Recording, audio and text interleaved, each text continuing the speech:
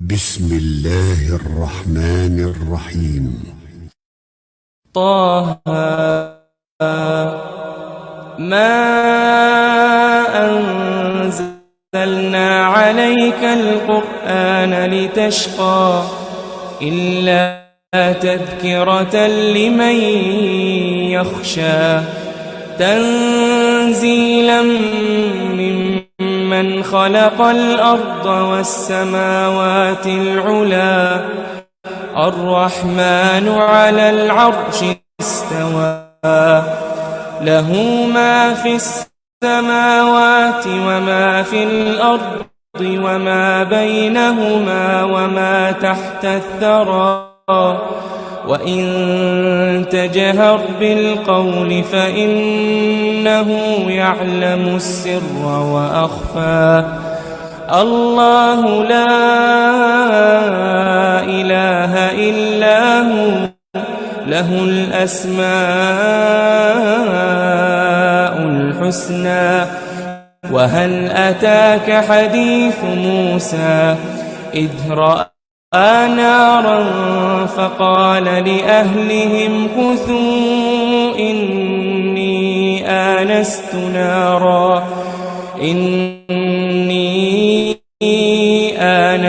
نارا لعلي آتيكم منها بقبس أو أجد على النار هدى فلما أتاها نودي يا موسى إني أنا ربك فاخلع نعليك إنك بالواد المقدس طوى وأنا اخترتك فاستمع لما يوحى إنني أنا الله لا إله إلا أنا فاعبدني وأقم الصلاة لذكري إن الساعة آتية أكاد أخفيها لتجزى كل نفس بما تسعى فلا يصدنك عنها من لا يؤمن بها واتبع هواه فتردى وما تلك بيمينك يا موسى قال هي عصاي أتوكأ عليها وأهش بها على غنمي ولي فيها مآرب أخرى قال ألقها يا موسى فألقاها فإذا هي حية تسعى قال خذها ولا تخف سنعيدها سيرتها الأولى واضمم يدك إلى جناحك تخرج بيضاء من غير سوء آية أخرى لنريك من آياتنا الكبرى اذهب إلى فرعون إنه طغى قال رب اشرح لي صدري ويسر لي أمري واحلل عقدة من لساني يفقه قولي واجعل لي وزيرا من أهلي هارون أخي أشدد به أزري وأشركه في أمري كي نسبحك كثيرا ونذكرك كثيرا إنك كنت بنا بصيرا قال قد أوتيت سؤلك يا موسى ولقد مننا عليك مرة أخرى إذ أوحينا إلى أمك ما يوحى أن اقذفيه في التابوت اقذفيه في اليم فليلقه اليم بالساحل يأخذه عدو لي وعدو له وألقيت عليك محبة مني ولتصنع على عيني إذ تمشي أختك فتقول هل أدلكم على من يكفله فرجعناك إلى أمك كي تقر عينها ولا تحزن وقتلت نفسا فنجيناك من الغم وفتناك فتونا فلبثت سنين في أهل مدين ثم جئت على قدري يا موسى واصطنعتك لنفسي اذهب أنت وأخوك بآياتي ولا تنيا في ذكري اذهبا إلى فرعون إنه طغى فقولا له قولا لينا لعله يتذكر أو يخشى قالا ربنا إننا نخاف أن يفرط علينا أو أن يطغى قال لا تخافا إنني معكما أسمع وأرى قال لا تخافا إنني معكما أسمع وأرى فأتياه فقولا إنا رسولا ربك فأرسل معنا بني إسرائيل ولا تعذبهم قد جئناك بآية من ربك والسلام على من اتبع الهدى إنا قد أوحي إلينا أن العذاب على من كذب وتولى قال فمن ربكما يا موسى قال ربنا الذي أعطى كل شيء خلقه ثم هدى قال فما بال القرون الأولى قال علمها عند ربي في كتاب لا يضل ربي ولا ينسى الذي جعل لكم الأرض مهدا وسلك لكم فيها سبلا وأنزل من السماء ماء فأخرجنا به أزواجا من نبات شتى كلوا وارعوا أنعامكم إن في ذلك لآيات لأولي النهى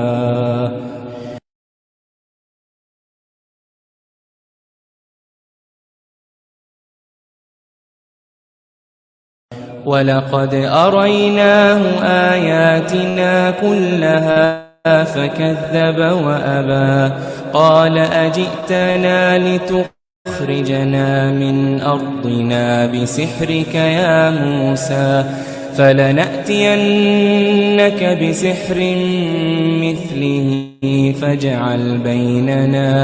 فاجعل بيننا وبينك موعدا لا نخلفه نحن ولا أنت مكانا سوى قال موعدكم يوم الزينة وأن يحشر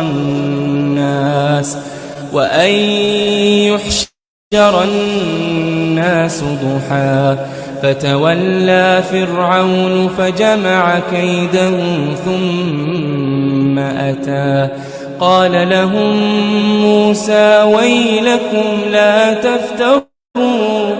لا تفتروا على الله كذبا فيسحتكم بعذاب وقد خاب من افترى فتنازعوا أمرهم بينهم وأسروا النجوى قالوا إن هذان لساحران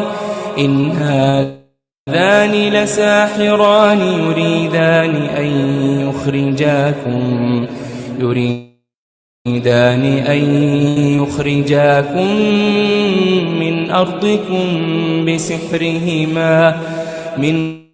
أرضكم بسحرهما ويذهبا بطريقتكم المثلى فأجمعوا كيدكم ثم أتوا صفا وقد أفلح اليوم من استعلى قالوا يا موسى إما أن تلقي وإما أن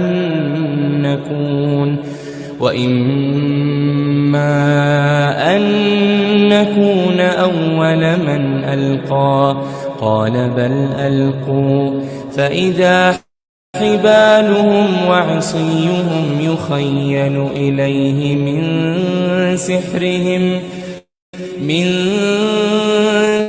سحرهم أنها تسعى فأوجس في نفسه خيفة موسى قلنا لا تخف إنك أنت الأعلى وألق ما في يمينك تلقف ما صنعوا إنما صنعوا كيد ساحر ولا يفلح الساحر حيث أتى فألقي السحرة سجدا قالوا آمنا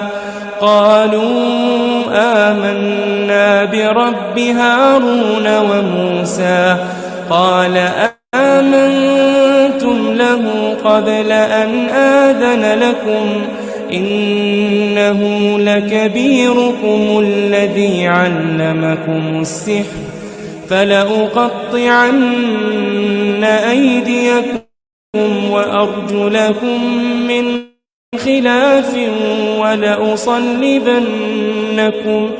ولأصلبنكم في جذوع النخل ولتعلمن أينا أشد عذابا وأبقى قالوا لن نؤثرك على ما جاءنا من البينات والذي فطرنا فاقض ما أنت قاض إنما تقضي هذه الحياة الدنيا إنا آمنا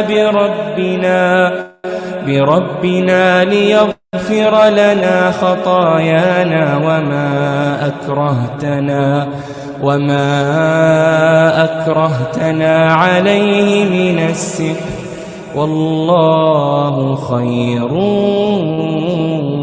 وأبقى إنه إنه من يأت ربه مجرما فإن له جهنم لا يموت فيها ولا يحيا ومن يأته مؤمنا قد عمل الصالحات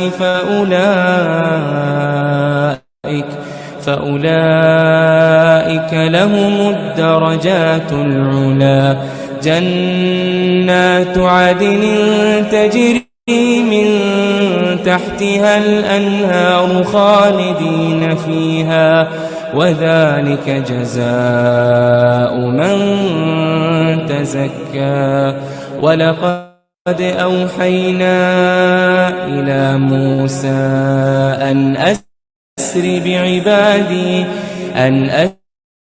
بعبادي فاضرب لهم طريقا في البحر يبسا لا تخاف دركا ولا تخشى فأتبعهم فرعون بجنوده فغشيهم من اليم ما غشيهم وأضل فرعون قومه وما هدى يا بني إسرائيل قد أنجيناكم من عدوكم وواعدناكم جانب الطور الأيمن ونزلنا عليكم المن والسلوى كلوا من طيبات ما رزقناكم ولا تطغوا فيه فيحل عليكم غضبي ومن يحلل عليه غضبي فقد هوى وإني لغفار لمن تاب وآمن وعمل صالحا ثم اهتدى وما أعجلك عن قومك يا موسى قال هم أولئك على أثري وعجلت إليك رب لترضى قال فإنا قد فتنا قومك من بعدك وأضلهم السامري فرجع موسى إلى قومه غضبان أسفا قال يا قوم ألم يعدكم ربكم وعدا حسنا أفطال عليكم العهد أم أردتم أن يحل عليكم غضب من ربكم فأخلفتم موعدي قالوا ما أخلفنا موعدك بملكنا ولكننا حملنا أوزارا من زينة القوم فقذفناها فكذلك ألقى السامري فأخرج لهم عجلا جسدا له خوار فقالوا هذا إلهكم وإله موسى فنسي أفلا يرون ألا يرجع إليهم قولا ولا يملك لهم ضرا ولا نفعا ولقد قال لهم هارون من قبل يا قوم إنما فتنتم به وإن ربكم الرحمن فاتبعوني وأطيعوا أمري قالوا لن نبرح عليه عاكفين حتى يرجع إلينا موسى قال يا هارون ما منعك إذ رأيتهم ضلوا ألا تتبعني أفعصيت أمري قال يا ابن أم لا تأخذ بلحيتي ولا برأسي إني خشيت أن تقول فرقت بين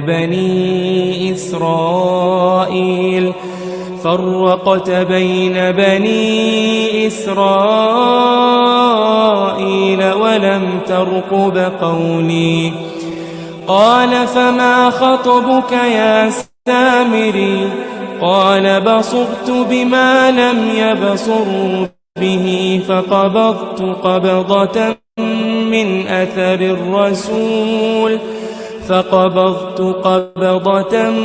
من أثر الرسول فنبذتها وكذلك سولت لي نفسي قال فاذهب فإن لك في الحياة أن تقول لا مساس وإن لك موعدا لن تخلفه وانظر إلى إلهك الذي ظلت عليه عاكفا لنحرقنه ثم لننسفنه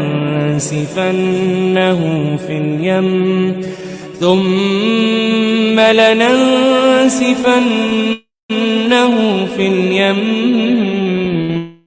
نسفا إنما إلهكم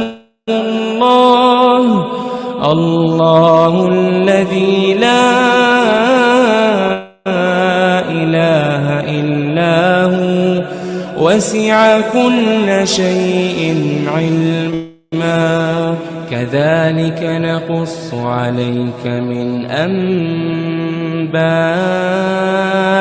ما قد سبق وقد آتيناك من لدنا ذكرا من أعرض عنه فإنه يحمل يوم القيامة وزرا خالدين فيه وساء لهم يوم القيامة حملا يوم ينفخ في الصور ونحشر المجرمين يومئذ زرقا يتخافتون بينهم إن لبثتم إلا عشرا نحن أعلم بما يقولون إذ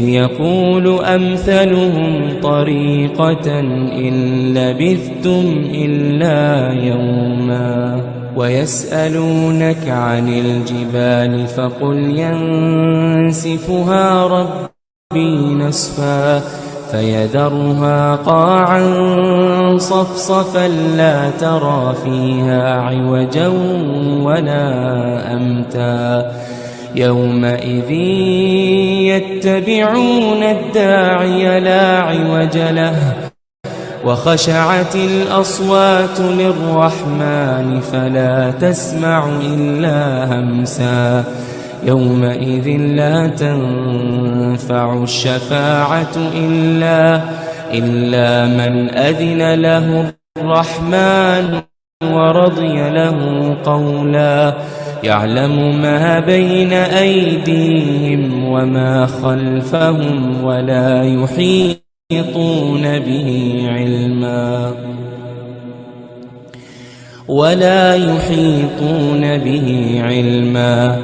وعنت الوجوه للحي القيوم وقد خاب من حمل ظلما ومن يعمل من الصالحات وهو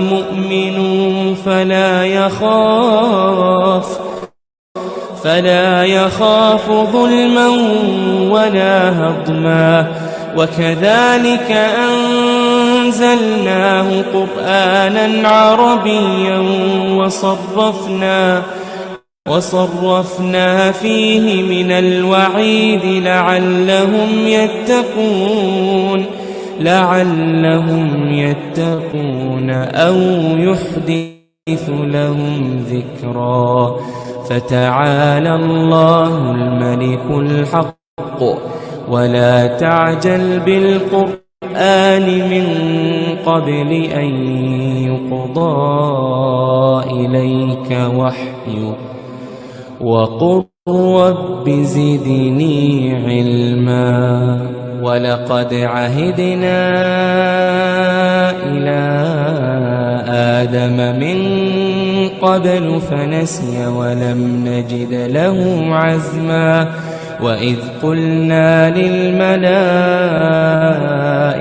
اسجدوا لآدم فسجدوا إلا إبليس أبى فقلنا يا آدم إن هذا عدو لك ولزوجك فلا يخرجنكما من الجنة فتشقى إن لك ألا تجوع فيها ولا تعرى وأنك لا تظمأ فيها ولا تضحى فوسوس إليه الشيطان قال يا آدم هل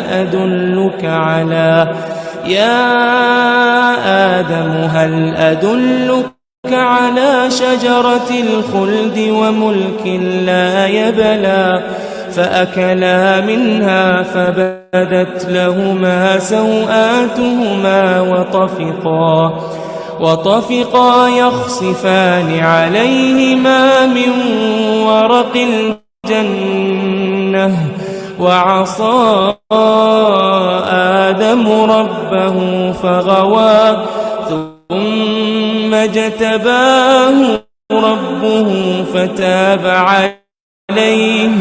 فتاب عليه وهداه قال اهبطا منها جميعا بعضكم لبعض عدو فإما يأتينكم مني هدى فمن اتبع هداي فلا يضل ولا يشقى ومن أعرض عن ذكري فإن له معيشة ضنكا ونحشره يوم القيامة أعمى قال رب لم حشرتني أعمى وقد كنت بصيرا قال كذلك أتتك آياتنا فنسيتها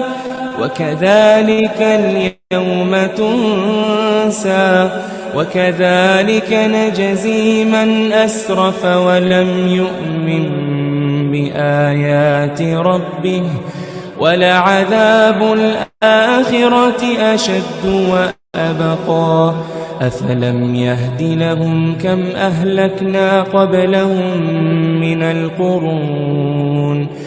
من القرون يمشون في مساكنهم إن في ذلك لآيات لأولي النهى ولولا كلمة سبقت من ربك لكان لزاما وأجل مسمى فاصبر على ما يقولون وسبح بحمد ربك قبل طلوع الشمس وقبل غروبها ومن آناء الليل فسبح وأطراف النهار وأطراف النهار لعلك ترضى ولا تمدن عينيك إلى ما متعنا به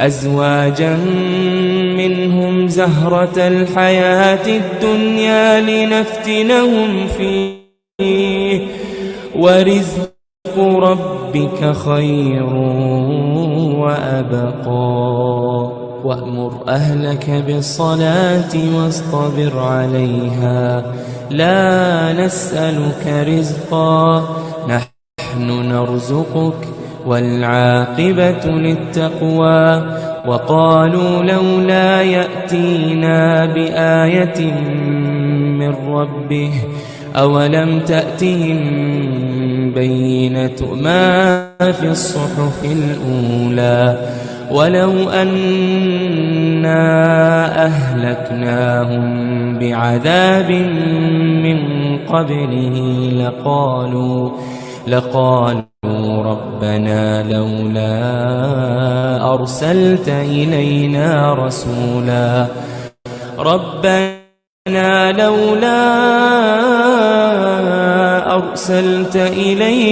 رسولا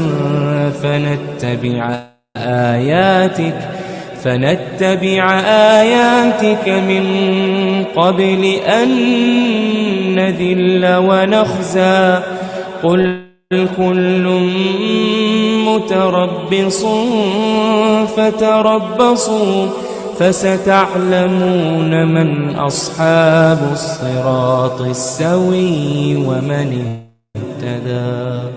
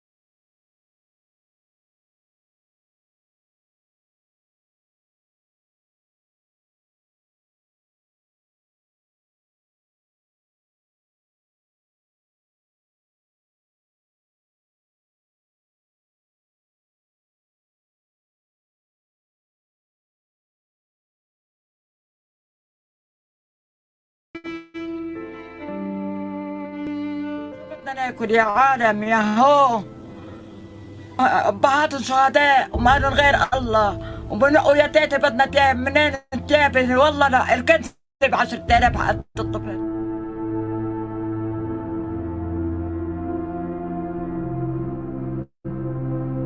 الولد عم ينق علينا بده ياكل ما عم نحسن نجيب لون والله ما ضل عندنا جنس الموني. عم تستنى الأولاد عيد الأضحى، عم يقولوا بدنا نعمل لقمة أكل مثل ما بيقولوا طيبة، ناكل شقفة لحمة، نعملنا حبة طبيخ فيها.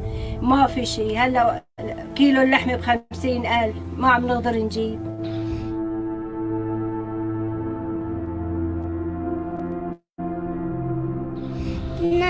عيد الأضحى يجي عشان نجيب أغراض ولحم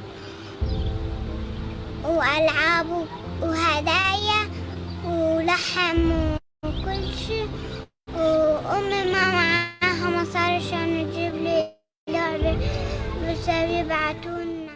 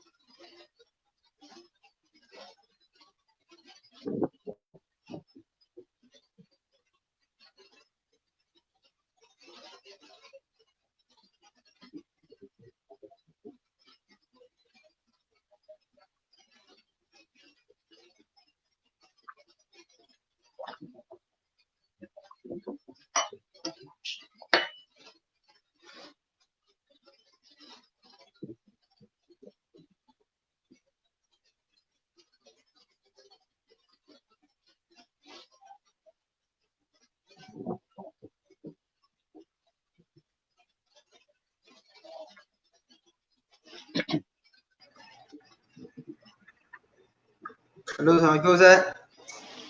Waalaikumsalam warahmatullahi wabarakatuh. Ustaz, Bapak sehat?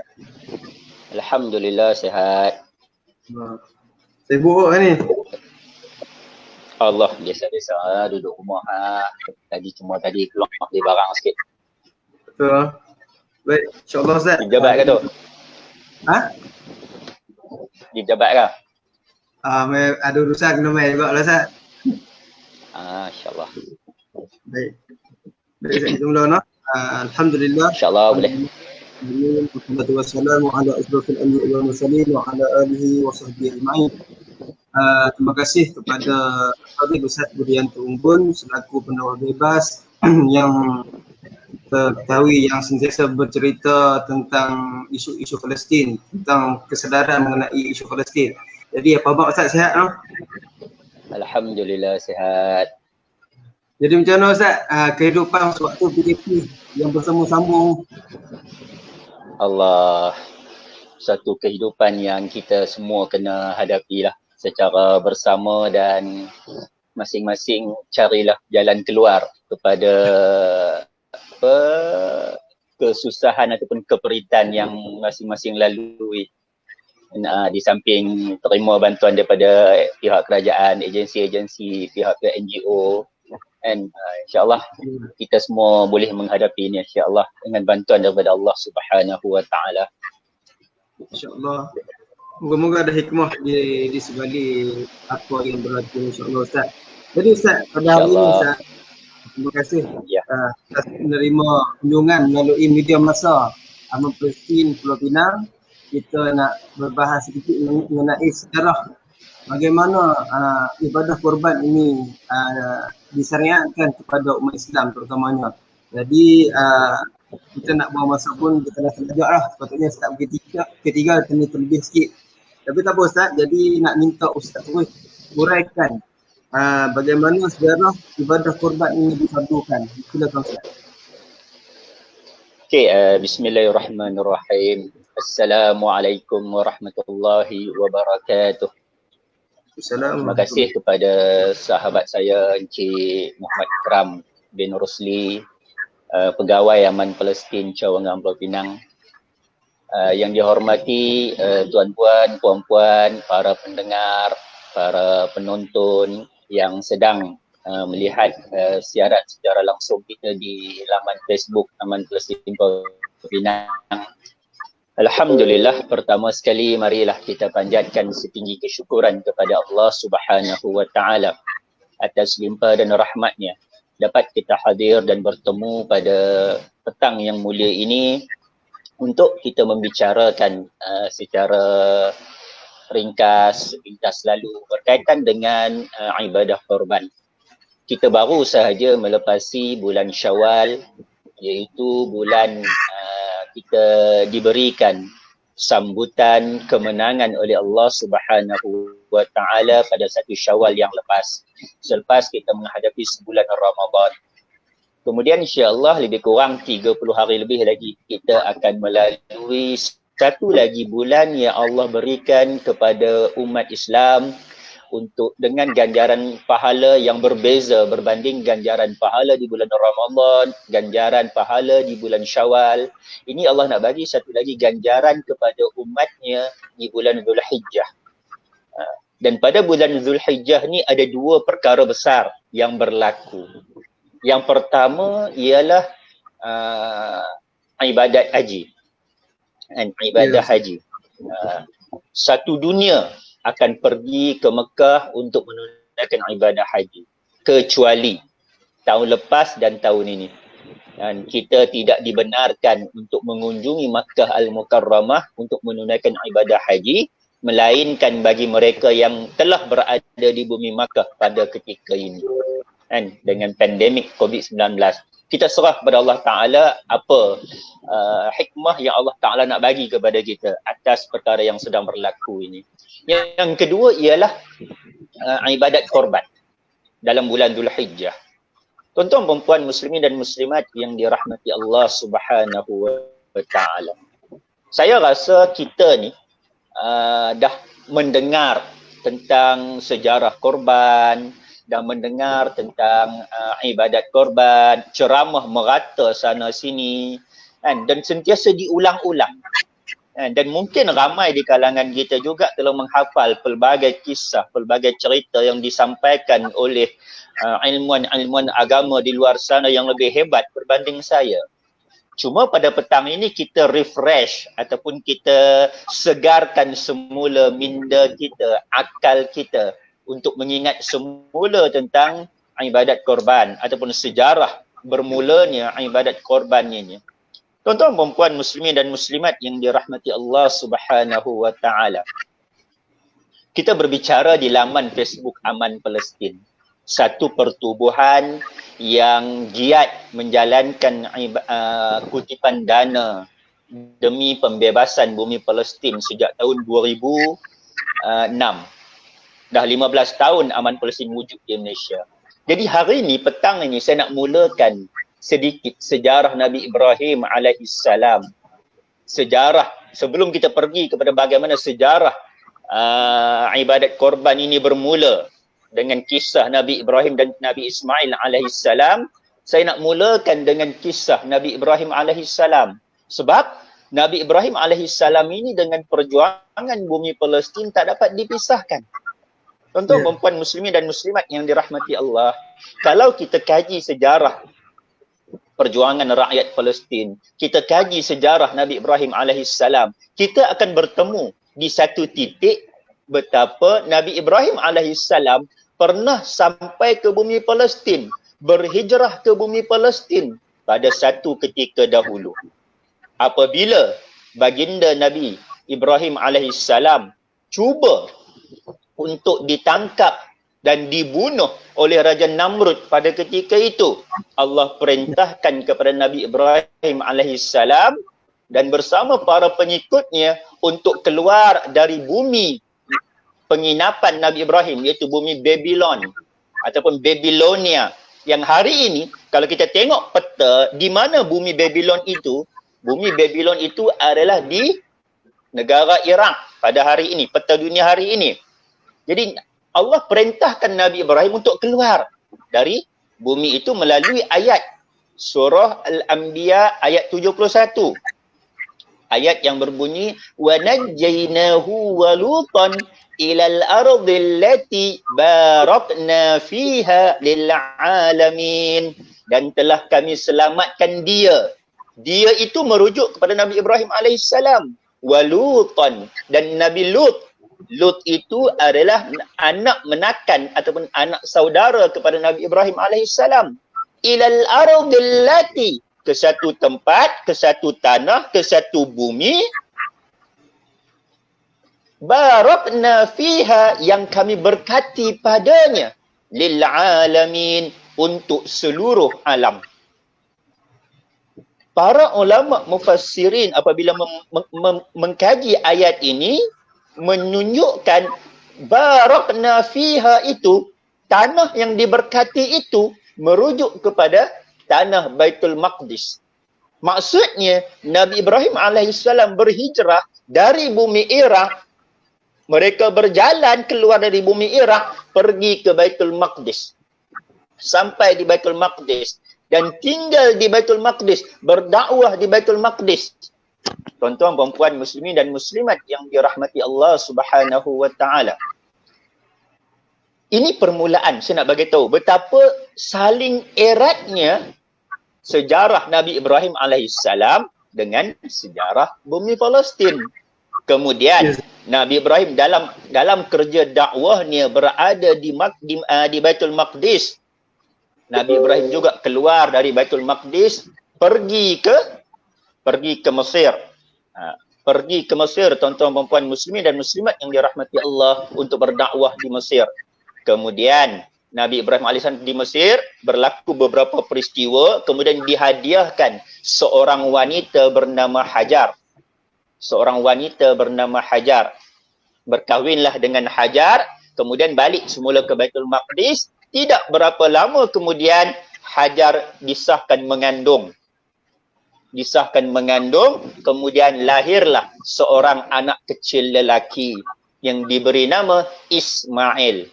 Itu anak pertama Nabi Ibrahim alaihissalam.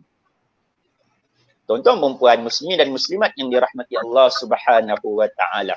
Kemudian Allah perintahkan Nabi Ibrahim untuk bawa Nabi Ismail ini, anaknya dan isterinya Hajar, pergi ke lembah Bakkah ataupun Makkah pada hari ini, untuk tinggalkan mereka di Makkah Al-Mukarramah. Kemudian tinggallah mereka di situ di tanah yang gersang dengan bekalan makanan yang sekadarnya pada ketika itu.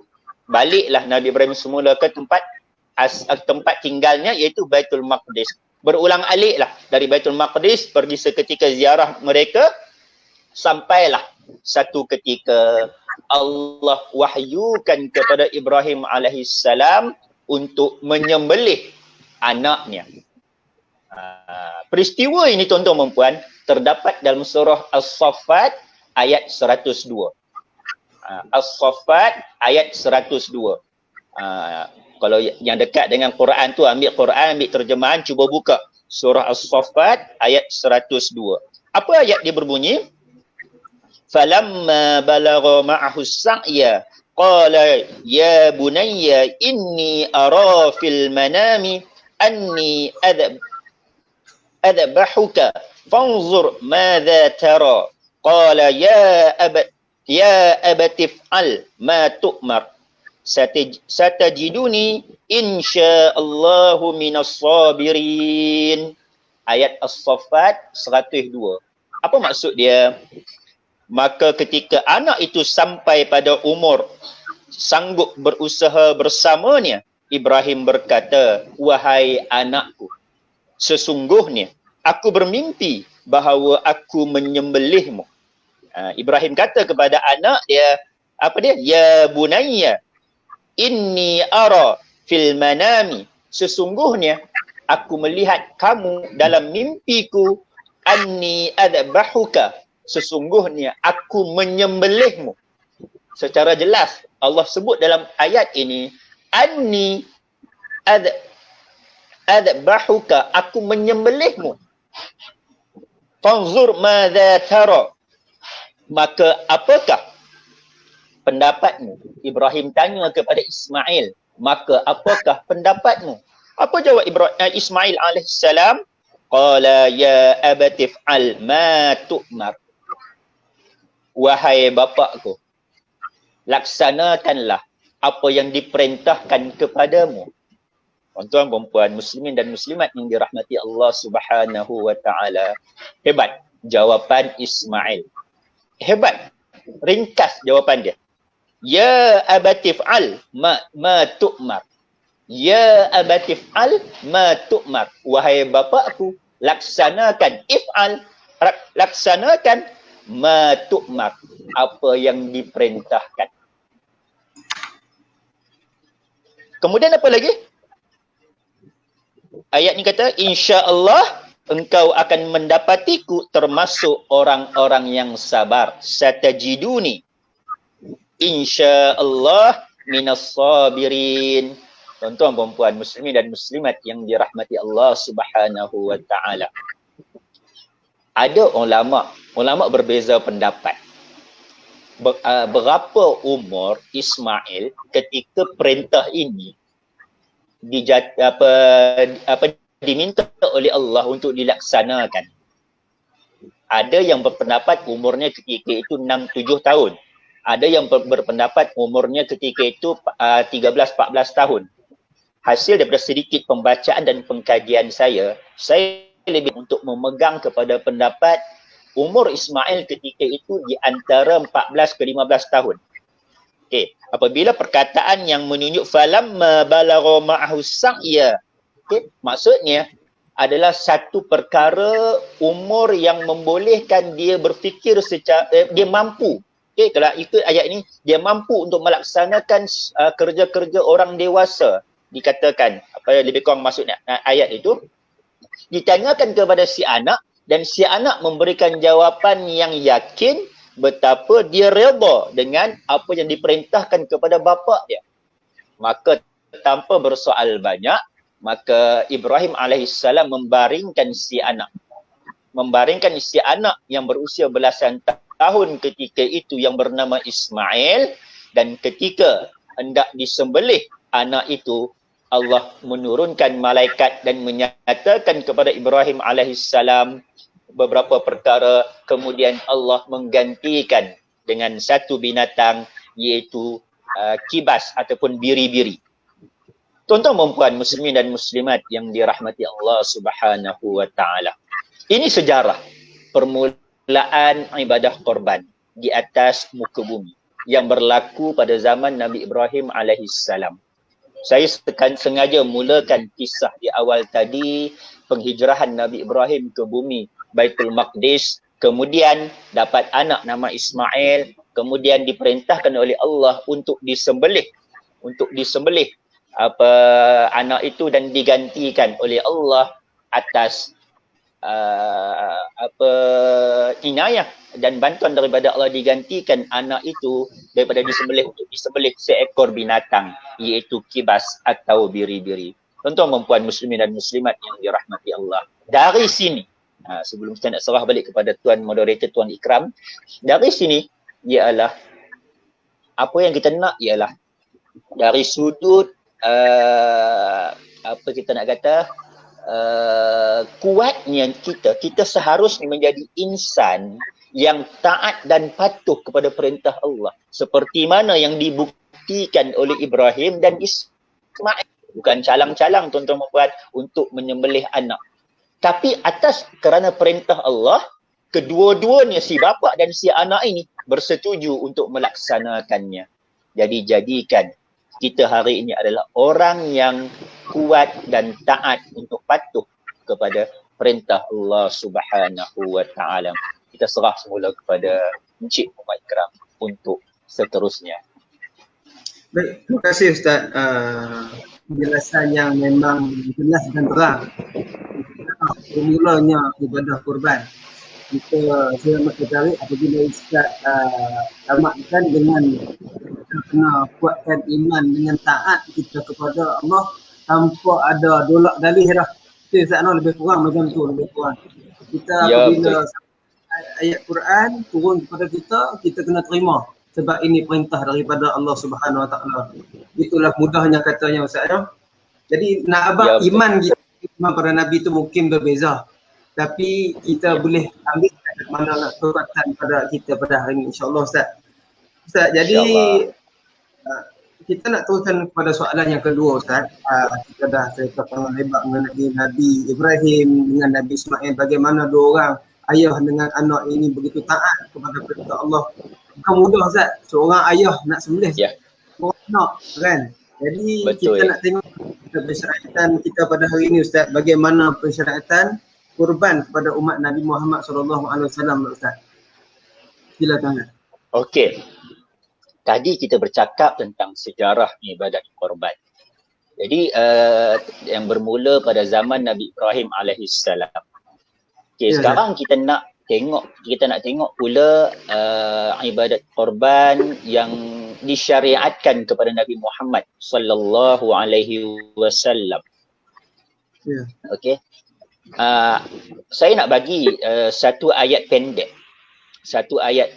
sebagai dalil ataupun bukti pensyariatan ini berlaku kepada umat Nabi Muhammad sallallahu alaihi wasallam.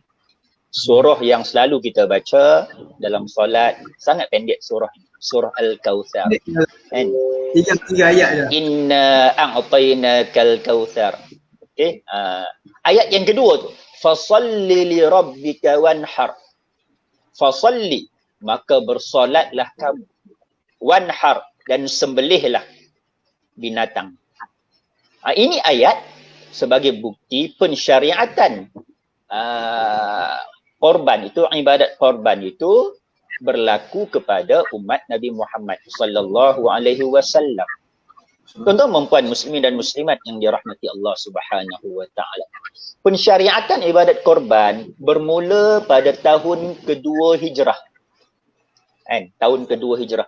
Tahun kedua Hijrah ni tuan-tuan puan, ramai ingat tahun kedua Hijrah ni berlaku perang Badar. Betul tak? Perang Badar. Kemudian puasa juga bermula pada tahun 2 Hijrah. Maksud tahun 2 Hijrah ni tuan-tuan dan puan ialah tahun kedua selepas Nabi Muhammad dan para sahabat berhijrah dari Makkah ke Madinah. Itu maksud tahun kedua Hijrah. Maksud tahun Islam ni dikira selepas penghijrah Nabi sallallahu alaihi wasallam. Okey. Dalam tahun 2 Hijrah ni juga banyak berlaku pensyariatan yang mungkin ramai kita terlepas pandang ataupun kita tak tahu. Cuma kita tahu dua tadi tu sebab selalu diulang-ulang.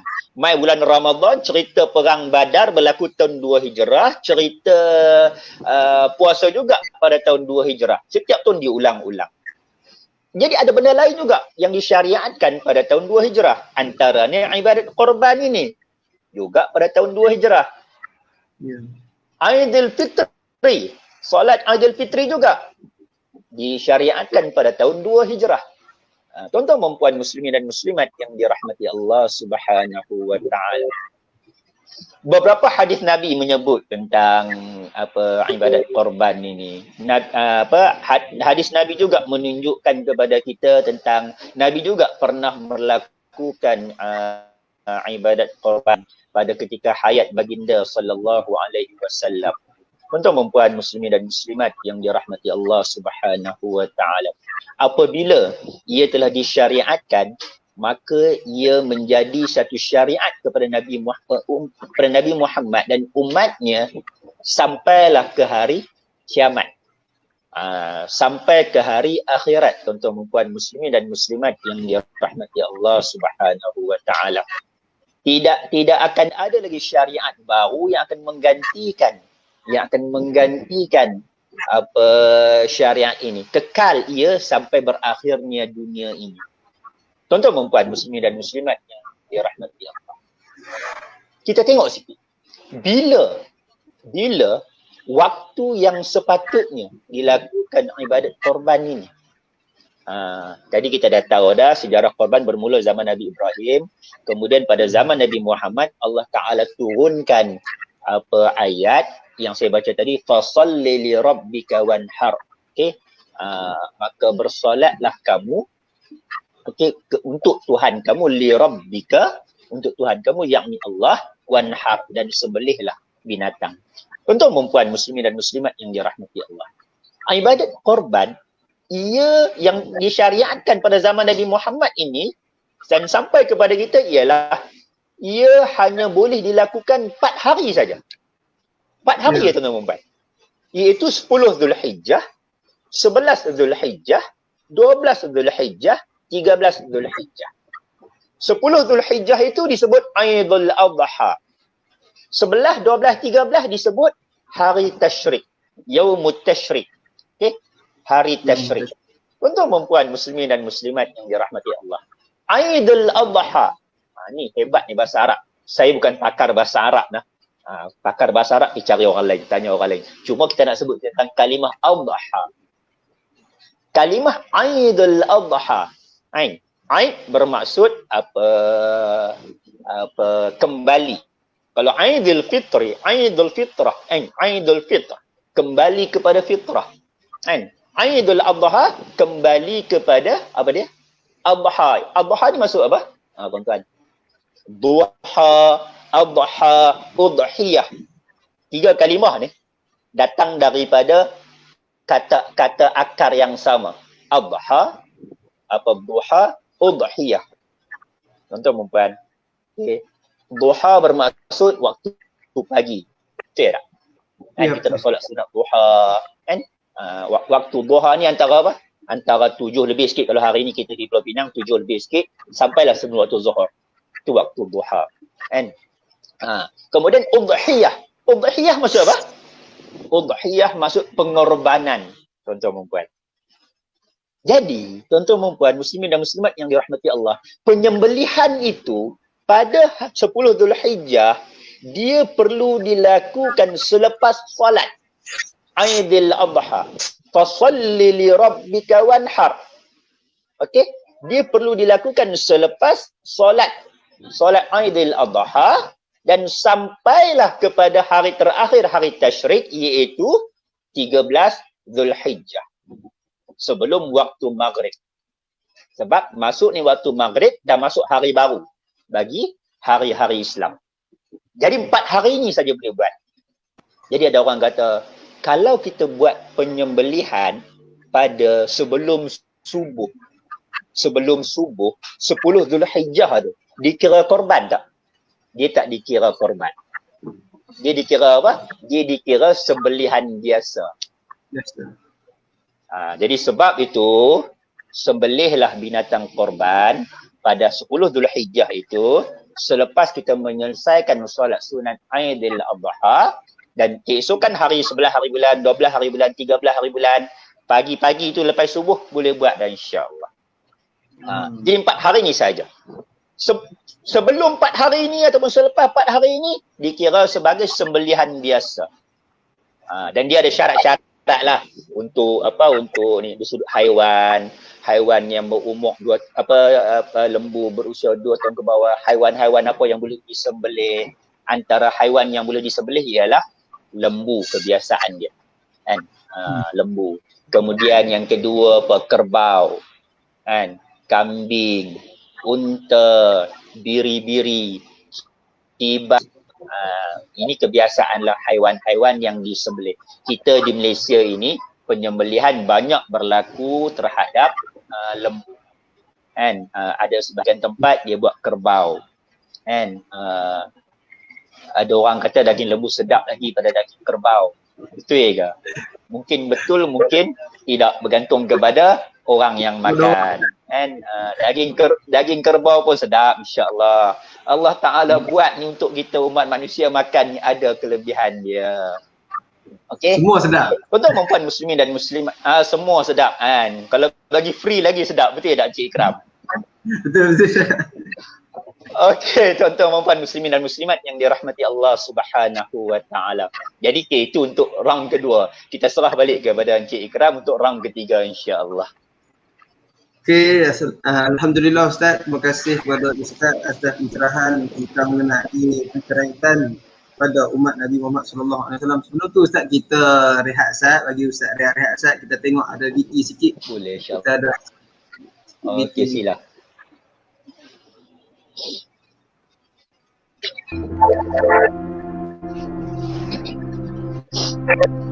الولد عم ينق علينا بده ياكل، ما عم نحسن نجيب له، والله ما ضل عندنا جنس الموني. عم تستنى الاولاد عيد الاضحى، عم يقولوا بدنا نعمل لقمة اكل مثل ما بيقولوا طيبة، ناكل شقفة لحمة، نعمل لنا حبة طبيخ فيها. ما في شيء. هلا كيلو اللحمة ب50,000، ما عم نقدر نجيب.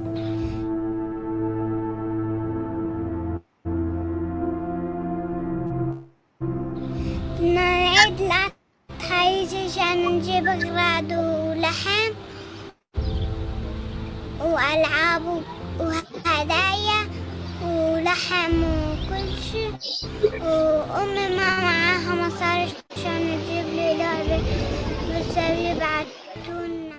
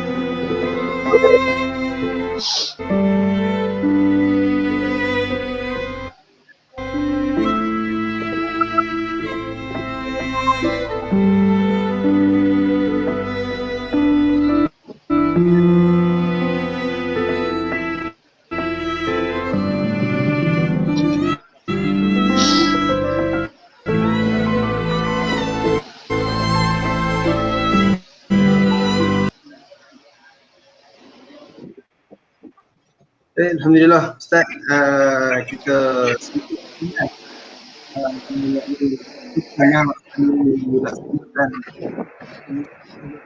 insya-Allah kita melakukan korban di bumi India, insya-Allah. Jadi kita dah bercerita tentang masyarakat pada umat Nabi Muhammad SAW. Mungkin Ustaz boleh sentuh sedikit siapa yang terlibat dengan persoalan ini, siapa yang sepatutnya berkorban, siapa yang wajib berkorban, siapa yang sepatutnya berkorban. Ada yang kata wajib ada rezeki sebagainya. Kita serah kepada Ustaz untuk nak terang lebih lanjut siapa yang terlibat dengan persyaratan tersebut. Silakan. Okey. Siapa yang sepatutnya melakukan ibadat korban? Tuan-tuan dan puan muslimin dan muslimat yang dirahmati Allah Subhanahu wa taala. hukum ibadat korban ini kalau kita yang mengikut mazhab Syafi'i ini, hukum dia sunnah muakkadah. Sunnah muakkadah. Sunnah muakkadah bermaksud sunat yang dituntut. Maksud apa maksud sunat yang sangat dituntut ni? Maksudnya dia, kalau kita ikut level dia lah, kalau sunat ini ada orang kata buat tak apa, tak buat pun tak apa, kan? Tapi sunat muakkad ini adalah lebih tinggi daripada sunat, iaitu dia kena buat sungguh-sungguh. Sangat dituntut untuk buat. Tuan-tuan, perempuan, muslimin dan muslimat yang dirahmati Allah Subhanahu wa taala.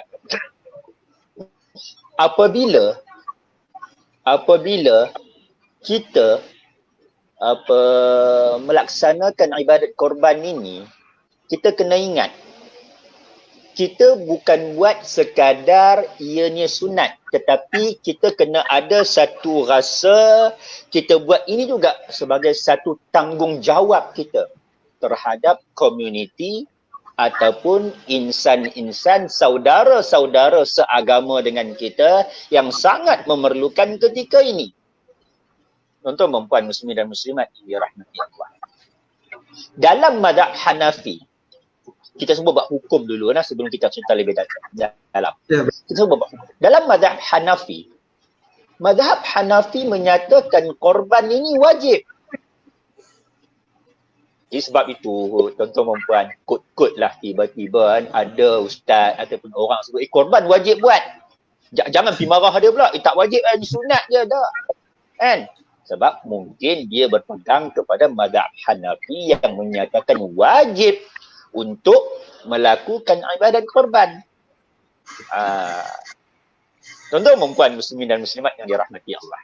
Okey. Kita ni duduk di Malaysia, berpegang kepada mazhab Syafi'i.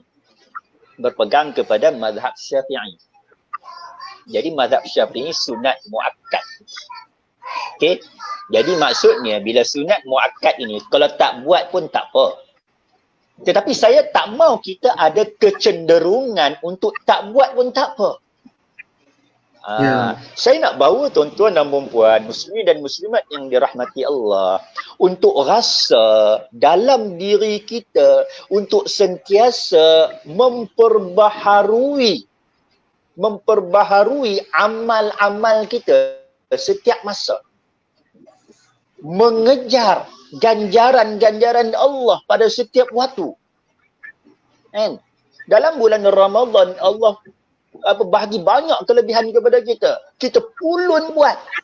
Tidak, tuan-tuan perempuan?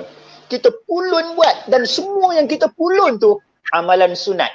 Pasal apa kita pulun buat? Sebab kita nak menjadikan kita ni menjadi lebih dekat dengan Allah. Takwa kita lebih bertakwa dengan Allah Subhanahu wa taala.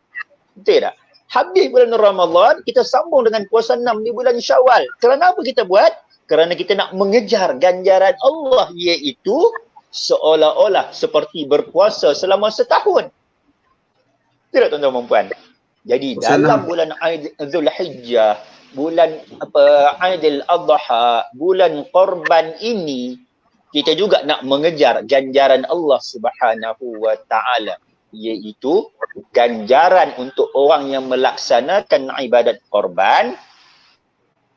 Tuan-tuan perempuan, ya, ganjaran dia sangat besar di sisi Allah untuk mendekatkan lagi diri kita dengan Allah Subhanahu wa taala. Tuan-tuan perempuan, saya nak memperingatkan diri saya dan kita semua. Dalam setiap amal yang kita buat di muka bumi, setiap ibadah yang kita buat di muka bumi, kita kena yakin dan percaya bahawa setiap satu ibadat yang kita buat itu akan menghampirkan kita, mendekatkan kita dengan Allah Subhanahu wa taala. Jadi sebab itu saya sebut tadi, saya kata kita kena letak dalam diri kita ibadat korban ini, walaupun dari sudut hukum adalah sunat muakkad, tapi kita berusaha bersungguh-sungguh untuk melaksanakan ibadat korban setiap tahun walaupun hanya dengan satu bahagian lembu, walaupun hanya dengan satu ekor kambing. Tuan-tuan dan puan muslimin dan muslimat yang dirahmati Allah. Kita ini ada pelbagai golongan.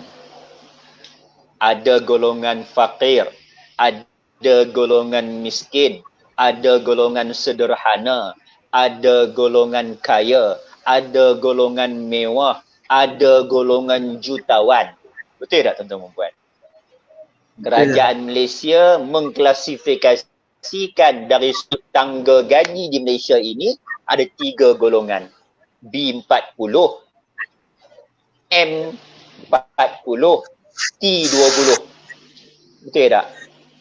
Hak kata apa, B40 ni gaji 5,000 ke bawah. Betul ke? Saya pun tak ingat. Hak kata M40 ni gaji berapa? 10,000 ke bawah ke? Wallahualam. Kemudian T20, hak gaji belah-belah puluh ribu, 8,000 ke bawah. Kemudian T20. Kan?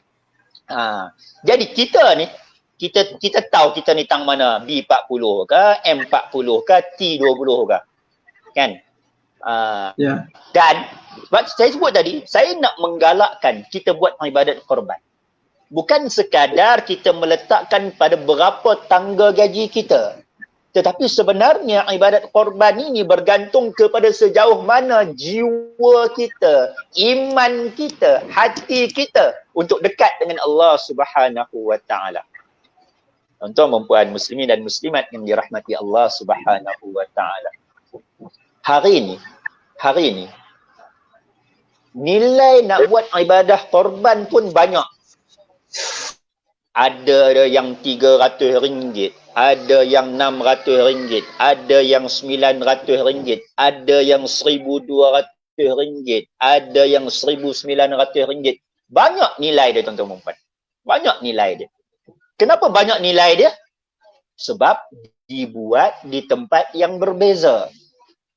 Dibuat di negara yang berbeza. Apabila tempat dan negara yang berbeza, harga haiwan korban juga berbeza. Harga haiwan korban di Malaysia tidak sama dengan harga haiwan korban di Thailand.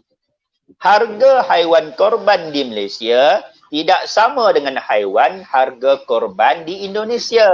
Begitu juga dengan Australia, begitu juga dengan di India, begitu juga dengan di Pakistan, di Palestin, di Syria dan pelbagai negara lagi.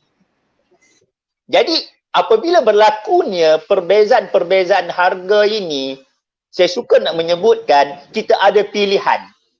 Kita ada pilihan. Kita ada pilihan.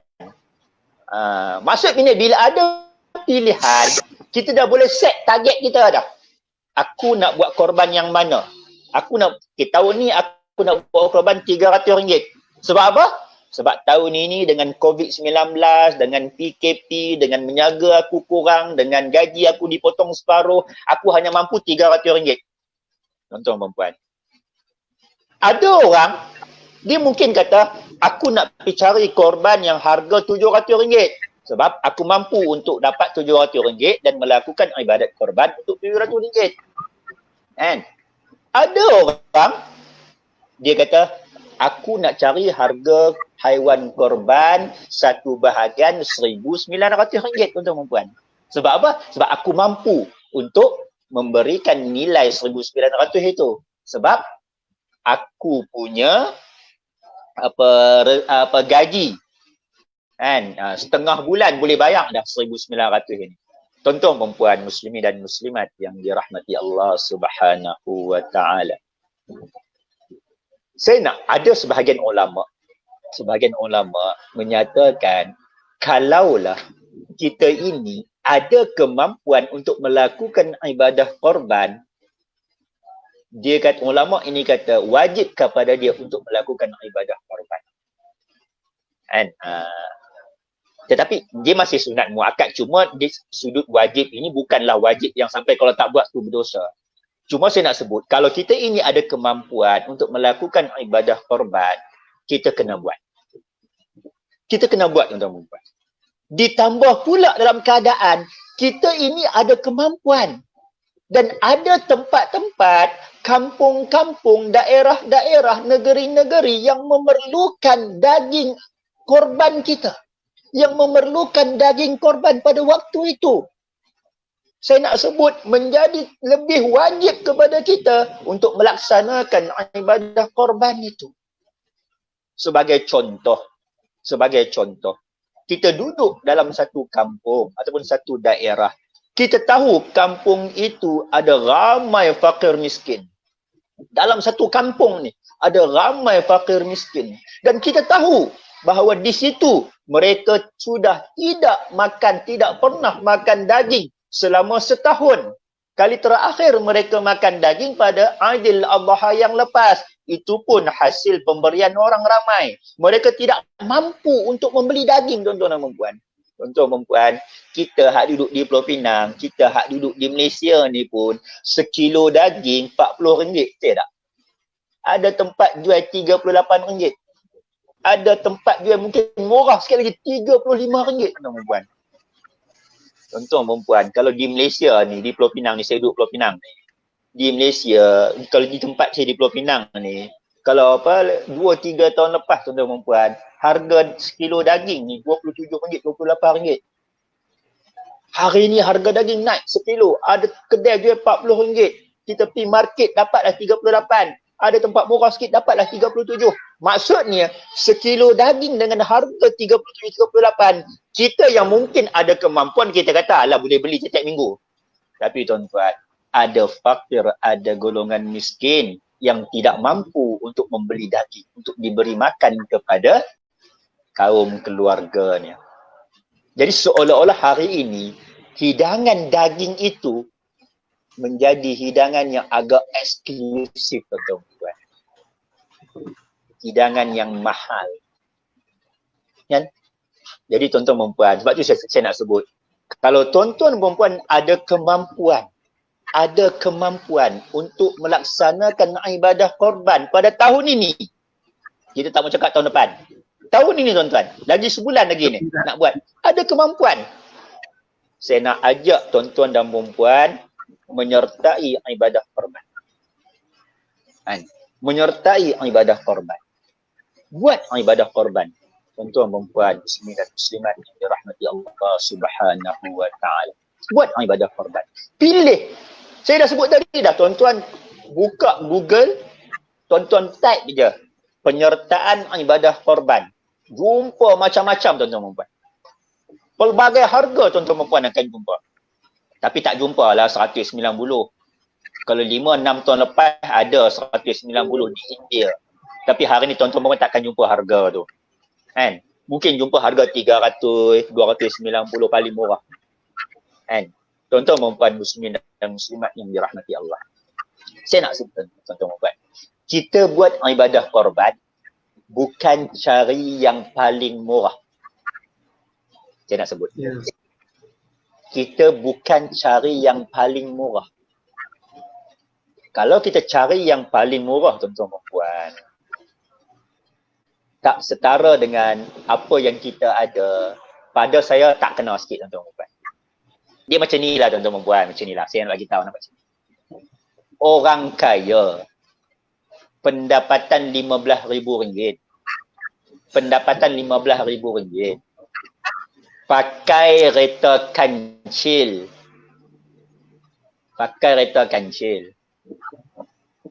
Dia rasa apa? Aku gaji RM15,000 pakai kancil. Ni cerita bab apa semua tu tak terpisah, tuan-tuan dan puan. Ni saya sebut kebiasaan kita, kebiasaan. Kan?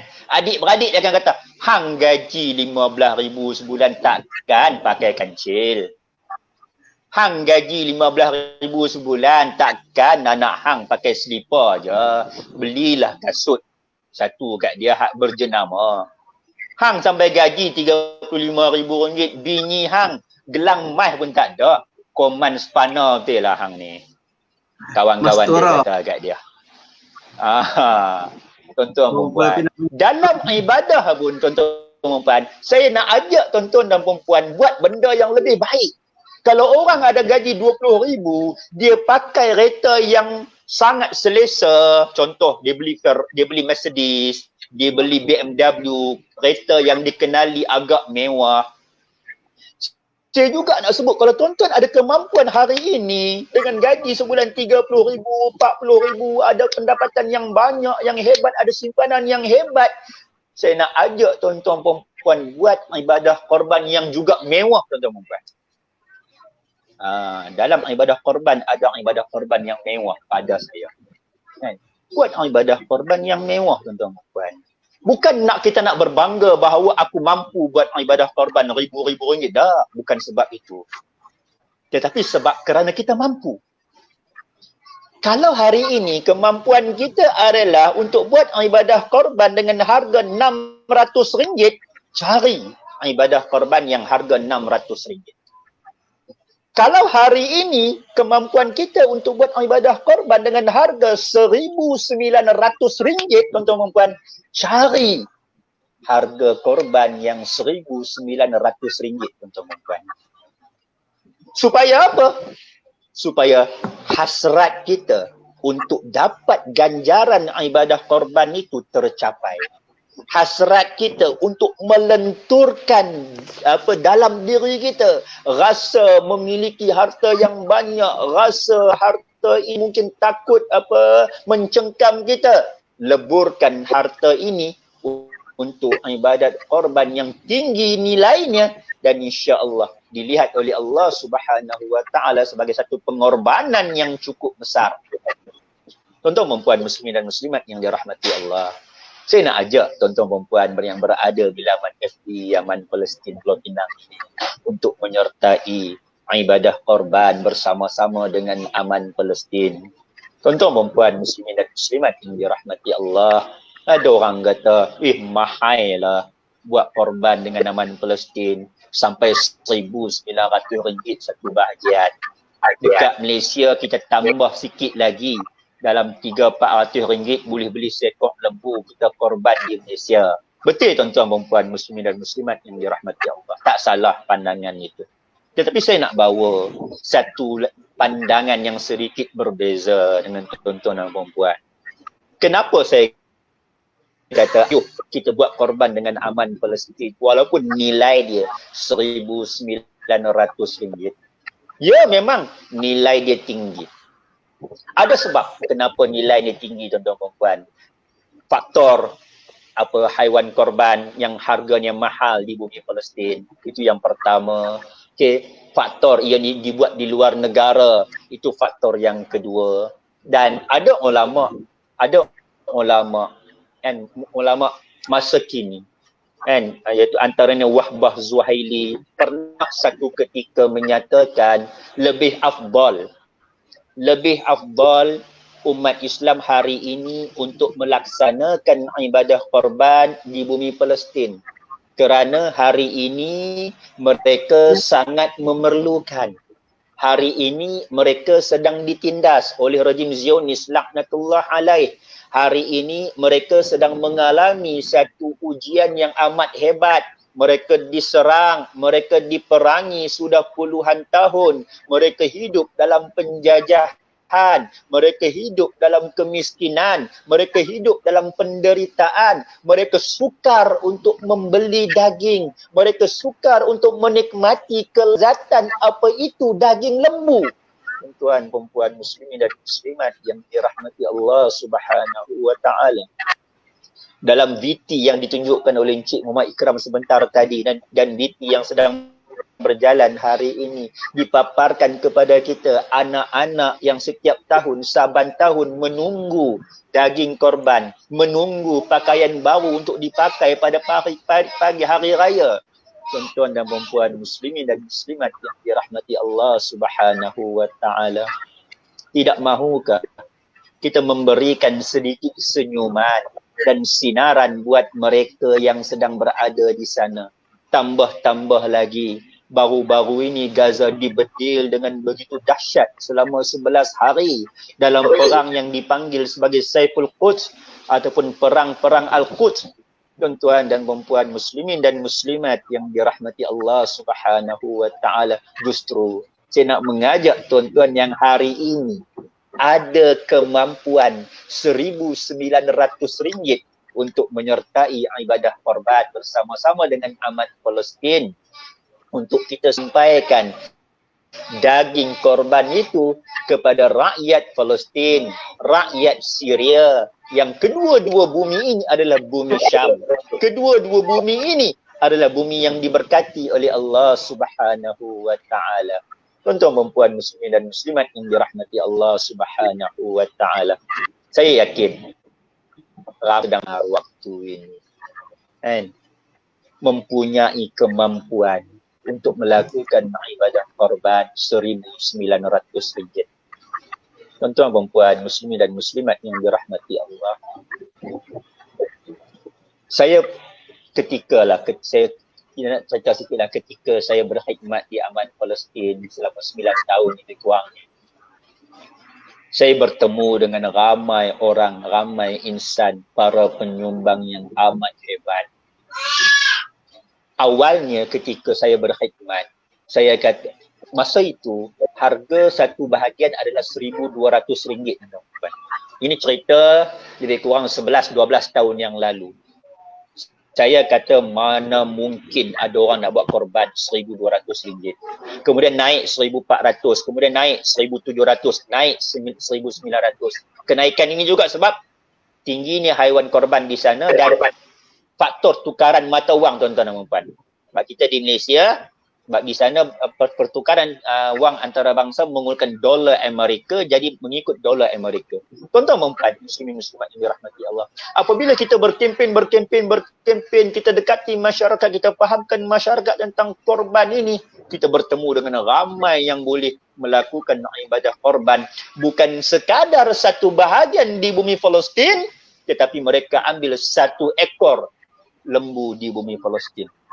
Tuan-tuan perempuan ambil kalkulator kali 1,900 kali 7. Berapa? 11,800 kalau lebih kurang. Tuan-tuan perempuan muslimin dan muslimat yang dirahmati Allah. Saya yakin ramai di luar sana ada kemampuan untuk melakukan ibadah korban dengan nilai RM1,900 ini, insya-Allah. Justru kalau tuan-tuan perempuan ada kemampuan ini, maksudnya di bank ada duit 10,000. Gaji nak masuk minggu depan ni 10,000. Tuan-tuan perempuan, kan? Bulan depan dapat gaji awal pegawai kerajaan, dapat gaji hakti 20 tu 8,000, 9,000 ringgit, tuan-tuan perempuan. Insya-Allah tuan-tuan perempuan, setakat 1,900 itu pada saya, tuan-tuan perempuan mampu untuk berikan, mampu untuk berkorban, insya-Allah. Tuan-tuan perempuan, jangan hampakan impian anak kecil tadi. Tengok lagi, ingat lagi tak BT yang YouTube tadi, BT tadi, jangan hampakan impian anak kecil itu untuk makan daging haiwan korban pada Aidil Adha tahun ini. Penuhilah harapan mereka, penuhilah impian mereka menikmati daging lembu yang amat lazat dan sedap, yang selalu mungkin kita di Malaysia makan seminggu sekali, makan sebulan sekali. Kita buat rendang, kita buat sup, kita buat daging dendeng, kita buat macam-macam dengan daging ni. Semua ni sedap, tuan-tuan dan puan. Allahu Akbar. Tatkala kita makan daging korban itu, tuan-tuan dan puan, teringat tak kita kepada orang-orang ni di bumi Palestin, di bumi Syria yang juga inginkan makanan yang sedap ini pada Aidil Adha ini, insya-Allah. Tuan-tuan, perempuan muslimin dan muslimat yang dirahmati Allah, saya nak simpulkan yang pusingan ketiga ini. Tadi ada dua pandangan. Satu mazhab Hanafi kata wajib, mazhab Syafi'i kata sunat muakkad. Kita ni golongan mazhab Syafi'i. Kita di Malaysia kita sebut kan, di Malaysia berpegang kepada mazhab Syafi'i. Jadi ada sunat muakkad. Jadi pada tuan-tuan dan puan yang ada kemampuan untuk buat ibadat korban, secara umum boleh buat di mana-mana, tak ada masalah. Cuma secara khusus dalam slot dengan Aman Palestin ini, saya nak mengajak tuan-tuan untuk menyertai ibadah korban bersama-sama dengan Aman Palestin. Kalaulah tuan-tuan ada kemampuan hari ini, memang ada duit di bank, gaji nak dapat ini apa semua ni, memang ada kemampuan. Maksudnya memang untuk simpanan saya duit tuan-tuan perempuan itu, ambil sikit 1,900 masuk ibadah korban dengan aman Palestin, hubungi mereka, tanya dengan mereka dengan lebih lanjut untuk memastikan ibadah korban ini berjaya kita lakukan insya-Allah. Jadi saya serah semula kepada Cik Ikram untuk pusingan berikutnya insya-Allah. Baik, terima kasih kepada Al-Fadhil Ustaz atas yang mengenai perbincangan kita pada petang ini. InsyaAllah apa yang Ustaz dia maklumkan itu mengenai apa yang Aman Palestin gunakan dan rentetan apa yang kita bincangkan dan ibadah korban ini 1,900 di mana yang disebut Al-Fadhil Ustaz tadi, dan satu ekor kami juga 1,900. Satu bahagian lembu 1,550, dan juga kita ada buat di Yaman juga Ustaz, satu bahagian lembu RM 600 dan juga ekor kami sebanyak 600 ringgit juga Ustaz. Jadi Ustaz, kita pun berada di penghujung ya. Kita bermula tadi 3.15, insya-Allah kita akan tamat pada 4.15 petang insya-Allah. Apa yang kita bincang tentang umat daripada sejarah kepercayaan kepada umat Nabi Muhammad yang terlibat dalam kepercayaan tersebut. Jadi nak minta Ustaz simpulkan semuanya sekali pada petang ini. Silakan akhirnya. Okay, terima kasih kepada Encik Ikram atas peluang pusingan akhir ini insya-Allah. Tuan-tuan puan muslimin dan muslimat yang dirahmati Allah Subhanahu wa taala. Saya suka nak mengajak tuan-tuan dan puan untuk melihat ibadah korban ini bukan setakat mengeluarkan wang bagi kepada pihak yang kita wakilkan buat ibadah korban, kemudian disembelih lembu ataupun kambing ataupun haiwan korban, kemudian dilapah, kemudian diambil daging-dagingnya, diagih-agihkan. Tuan-tuan perempuan, jangan lihat ibadah korban hanya setakat itu. Sebab kalau kita hanya lihat ibadah korban hanya setakat itu, tuan-tuan perempuan, kita tak dapat arti pengorbanan, kita tak dapat arti penderitaan, kesusahan orang lain. Tuan-tuan perempuan, muslimin muslimat yang dirahmati Allah, ibadah korban satu ibadah yang sepatutnya boleh menjalinkan hubungan hati di antara kita sesama umat Islam. Pertautan hati di antara kita umat Islam seluruh dunia. Tuan-tuan perempuan, kita buat ibadah korban di bumi Palestin. Kita buat ibadah korban di bumi Syria dengan aman Palestin, tuan-tuan perempuan. Orang Palestin, orang Syria tidak kenal siapa yang bagi daging ini untuk mereka. Mereka hanya kenal aman Palestin yang tolong bawa datang daging ini kepada mereka. Mereka tidak kenal siapa peserta ibadah korban ini. Mereka tidak kenal Budianto, mereka tidak kenal Ikram, mereka tidak kenal Ahmad, mereka tidak kenal tuan-tuan dan puan-puan yang menyertai ibadah korban di bumi Palestin. Mereka tidak kenal. Dan kita juga tidak kenal siapa penerima daging-daging korban ini.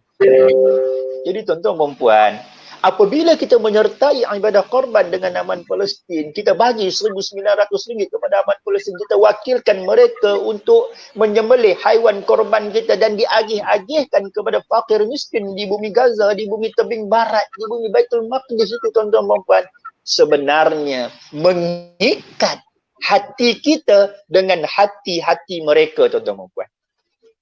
Maksudnya, saban hari kita ingat kepada rakyat Palestin. Saban hari kita ingat kepada perjuangan rakyat Palestin. Saban waktu kita kenang mereka sebagai para pejuang murabitun di bumi Palestin.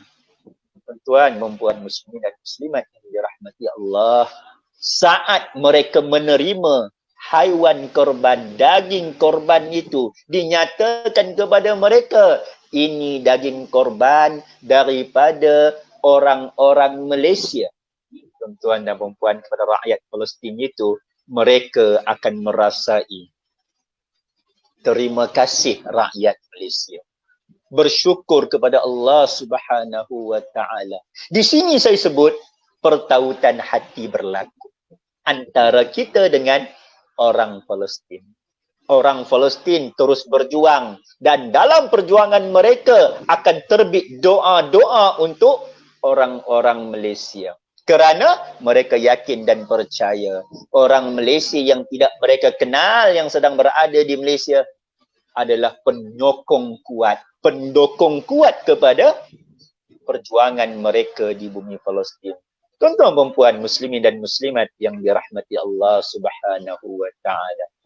Apabila kita juga memberikan harga korban kepada aman Palestin untuk dikorbankan haiwan-haiwan di bumi Palestin, mengikat hati kita menjadi lebih kuat hubungannya dengan mereka. Sebab itu, selalu saya sebut, ia bukan sekadar memberi daging. Ia bukan setakat memberi makan. Tetapi ia adalah suatu perjuangan. Tuan. Dan perjuangan ini perlu diikat hatinya, tuan-tuan. Perlu diikat hatinya. Pemberian ini menunjukkan kasih sayang, tuan-tuan. Kasihnya kita, cintanya kita, sayangnya kita umat Islam Malaysia kepada umat Islam di bumi Palestin. Itu yang saya nak sampaikan, tuan-tuan dan puan-puan. Ini yang kita perlu sedar. Ini yang kita perlu tahu. Betapa pemberian kita, sedekah kita kepada rakyat Palestin bukan sekadar nak bagi mereka makan, bukan sekadar nak bagi mereka hidup untuk bersenang lenang, tetapi sebenarnya untuk menghidupkan perjuangan pembebasan di bumi Palestin. Itu objektif yang lebih utama. Muslimin dan muslimat yang dirahmati Allah Subhanahu wa taala. Buat ibadah korban di mana-mana pun boleh. Buat di Malaysia boleh, buat di Indonesia boleh, buat di Kemboja boleh, di mana-mana pun boleh. Tetapi pada saya waktu ini, dengan kadar kemampuan yang kita ada, saya nak kita lakukan ibadah korban di bumi Palestin. Ikat hati kita dengan hati mereka untuk perjuangan yang satu ini, iaitu membebaskan bumi Palestin daripada tangan musuh-musuh Allah, iaitu rejim Zionis laknatullah alaih. Tuan-tuan perempuan muslimin dan muslimat yang dirahmati Allah. Aidil Fitri, sebelum solat Aidil Fitri, kita disunatkan untuk makan sedikit.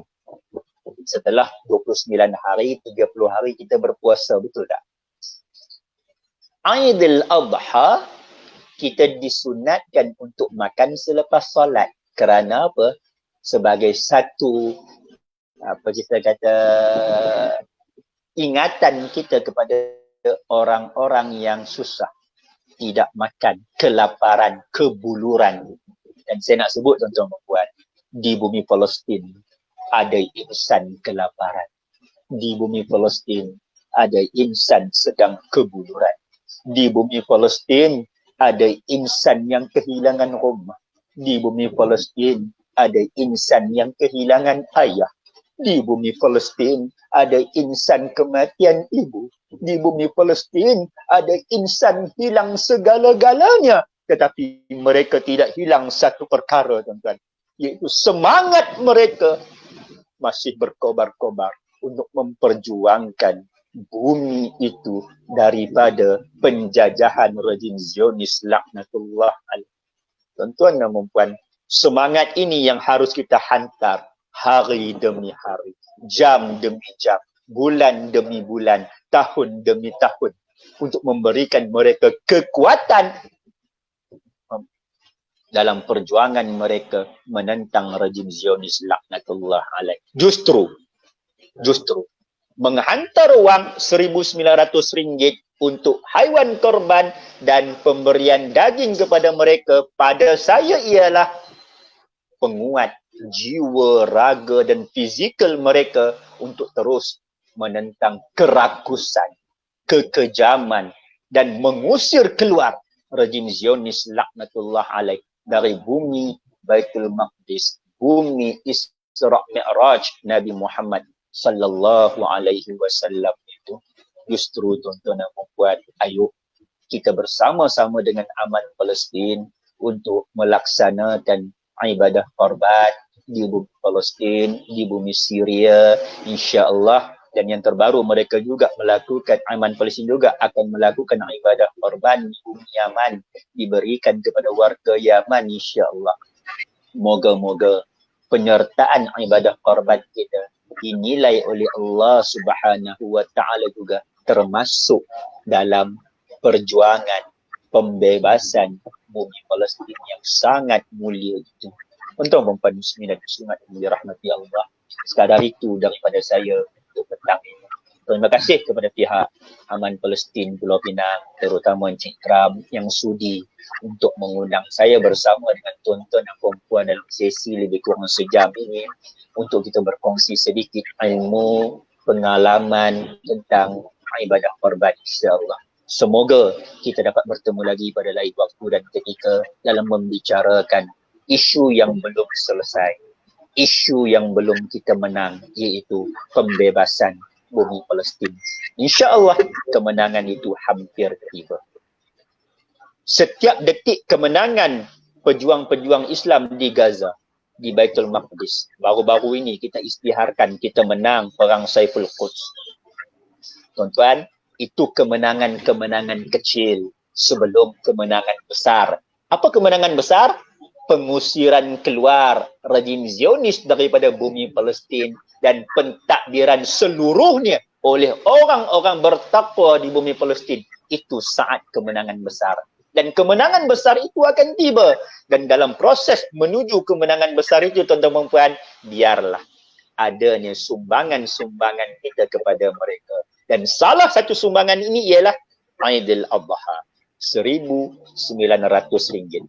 RM550 untuk korban sejuk beku. RM600 juga ada harganya dengan Aman Palestin. Jadi hubungi Aman Palestin untuk kita berkorban bagi memastikan perjuangan membebaskan bumi Palestin tidak pernah padam. Wallahu a'lam.